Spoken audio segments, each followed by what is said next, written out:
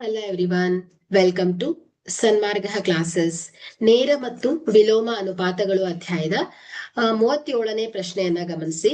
ಒಂದು ಹಾಸ್ಟೆಲ್ನಲ್ಲಿ 50 ವಿದ್ಯಾರ್ಥಿಗಳಿಗೆ 20 ದಿನಗಳವರೆಗೆ ಆಹಾರ ಸಂಗ್ರಹವಿದೆ.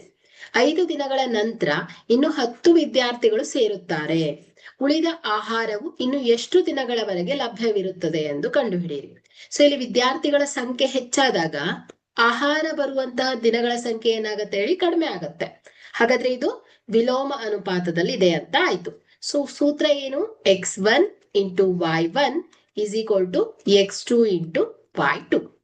ಸೊ ಈಗ 5 ದಿನಗಳ ನಂತರದ ಪರಿಸ್ಥಿತಿ. ಸೊ ಇಲ್ಲಿ 5 ದಿನಗಳ ಕಳೆದ್ಮೇಲೆ ಉಳಿದ ಆಹಾರವು ಅದೇ 50 ವಿದ್ಯಾರ್ಥಿಗಳಿಗೆ ಇನ್ನು ಎಷ್ಟು ದಿನಗಳು ಬರಬೇಕಿತ್ತು? ಅಷ್ಟು ದಿನ ಇರುತ್ತೆ ಅಲ್ವಾ? ಸೊ ಅಂದ್ರೆ ಏನಾಯ್ತು, ಆರಂಭದ ದಿನಗಳು 20. ಸೊ 5 ದಿನಗಳ ನಂತರ ಅಂದ್ರೆ ಉಳಿದ ದಿನ ಏನಾಯ್ತು ಹೇಳಿ? ಸೊ ಅಂದ್ರೆ 20 ಮೈನಸ್ 5 ಅಲ್ವಾ? ಸೊ 15 ದಿನ ಉಳಿಯತ್ತೆ. ಸೊ ಈಗ ವಿದ್ಯಾರ್ಥಿಗಳ ಸಂಖ್ಯೆ ಏನಾಯ್ತು? ಆರಂಭದಲ್ಲಿರುವಂತ ವಿದ್ಯಾರ್ಥಿಗಳು 50. ಸೊ ಹೊಸದಾಗಿ ಸೇರಿದಾಗ ವಿದ್ಯಾರ್ಥಿಗಳು 10 ವಿದ್ಯಾರ್ಥಿಗಳು ಸೇರಿದ್ದಾರೆ. ಸೊ ಹಾಗಾಗಿ ಒಟ್ಟು ವಿದ್ಯಾರ್ಥಿಗಳ ಸಂಖ್ಯೆ ಏನಾಯ್ತು ಹೇಳಿ? 60 ಆಯ್ತು ಅಲ್ವಾ? ಸೊ ಹಾಗಾದ್ರೆ ಇದೊಂದು ಕೋಷ್ಟಕದ ರೀತಿ ಬರ್ಕೊಂಡ್ ಬಿಡೋಣ ನಾವು. ಸೊ ವಿದ್ಯಾರ್ಥಿಗಳ ಸಂಖ್ಯೆ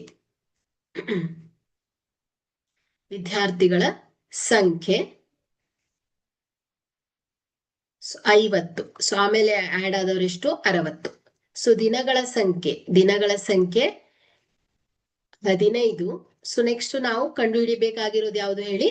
y2 ಅಂದ್ರೆ ಎಷ್ಟು ದಿನಗಳ ಬರುತ್ತೆ ಅನ್ನೋದನ್ನ ಫೈಂಡ್ ಔಟ್ ಮಾಡ್ಬೇಕು ಅಲ್ವಾ? ಸೊ 50 ವಿದ್ಯಾರ್ಥಿಗಳು ಆಡ್ ಆಗಿದ್ದಾರೆ. ಸೊ 5 ದಿನಗಳ ನಂತರ ಅಲ್ವಾ? ಸೊ ಅಂದ್ರೆ ಏನಾಯ್ತು, 20ರಲ್ಲಿ 5ಅನ್ನ ಮೈನಸ್ ಮಾಡ್ಬೇಕು. 5 ದಿನಗಳ ನಂತರ 10 ಜನ ಆಡ್ ಆಗಿದ್ದಾರೆ. ಸೊ ಹಾಗಾಗಿ ಇಲ್ಲಿ ಈ y2 ಅನ್ನ ಫೈಂಡ್ ಔಟ್ ಮಾಡ್ಬೇಕು. ಸೊ ವಿಲೋಮ ಅನುಪಾತದ ಸೂತ್ರದ ಪ್ರಕಾರ x1 into y1 is equal to x2 into y2. So ಬೆಲೆಯನ್ನ ಆದೇಶಿಸಿ 50 ಗುಣಿಸು 15 ಈಸ್ ಈಕ್ವಲ್ ಟು 60 ಗುಣಿಸು y2 ಆಗತ್ತೆ. ಸೊ 50 ಗುಣಿಸು 15 divided by 60 is equal to y2. So ಇದನ್ನ ಲೆಫ್ಟ್ ಇಂದ ರೈಟ್ ಗೆ ಬರ್ಕೊಳ್ಳೋಣ. y2 ಈಸ್ ಈಕ್ವಲ್ ಟು 50 ಗುಣಿಸು 15 ಡಿವೈಡೆಡ್ ಬೈ 60. ಸೊ 0 ಕ್ಯಾನ್ಸಲ್ ಆಗತ್ತೆ.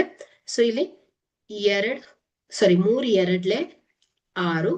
So 3 5 15. So 5 5 25 divided by 2. So ಇದನ್ನ ಇನ್ನಷ್ಟು ಸಿಂಪ್ಲಿಫೈ ಮಾಡಿದ್ರೆ y2 ಇಸ್ ಈಕ್ವಲ್ ಟು 12.5 ದಿನಗಳು ಆಗತ್ತೆ. ಓಕೆ. ಸೊ ಹಾಗಾದ್ರೆ ಇಲ್ಲಿ ಉಳಿದ ಆಹಾರವು ಇನ್ನು 12.5 ದಿನಗಳವರೆಗೆ ಲಭ್ಯವಿರುತ್ತೆ ಅಂತ ಆಗತ್ತೆ. Okay, thank you.